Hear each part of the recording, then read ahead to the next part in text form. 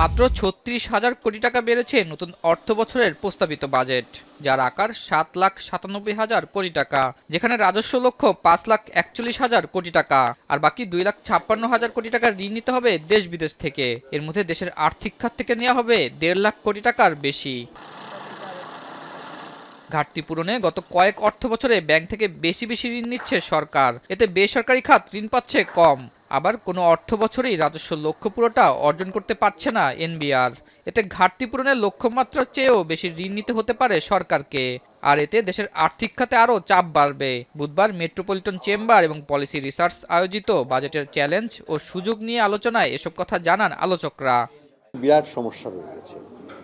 বড় সমস্যাটা হচ্ছে যে ব্যাংকিং খাত থেকে টাকা সরকারকে নিতেই হবে, আমাদের আপত্তির কিছু নাই, কিন্তু ব্যাংকিং খাতটা তো সবল নয়, ব্যাংকিং খাতটা খুব দুর্বল। অব দ্য ইকোনমি যদি ৮০% মানে ঋণ নিয়ে নেয় তাহলে কিন্তু সেই দেশে চলতে পারবে না।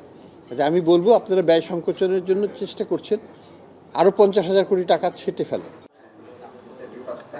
আলোচনায় পরিস্থিতি নিয়ন্ত্রণে ডলারের বিপরীতে টাকার চাহিদা বাড়ানো এবং বেশি সুদে বিদেশ থেকে ব্যাংকগুলোকে ঋণ নেওয়ার পরামর্শ দেন তারা। প্রস্তাবিত বাজেটে কাঠামোগত সংস্কারের বিষয়গুলো তেমনভাবে আসেনি বলে মন্তব্য করেছেন বক্তারা। তাগিদ দেওয়া হয় ব্যাংকিং, করনীতি ও প্রশাসনের মৌলিক সংস্কারে।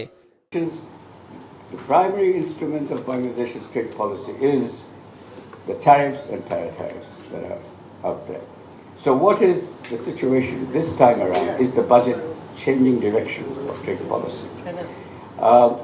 Because as I mentioned, it's not enough to just stabilize our foreign exchange reserves. We need to build those foreign exchange reserves not from 3.5 months import cover to at least 4 or 5 months import cover. So what is the strategy to build that? Of course, we have to have a better export performance.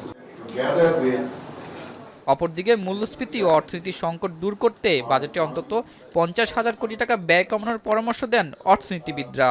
সেই সাথে দুর্বল ব্যাংককে বারবার তারল্য যোগান না দেয়া এবং একীভূতকরণ প্রক্রিয়ার সমালোচনা করেন আলোচকরা।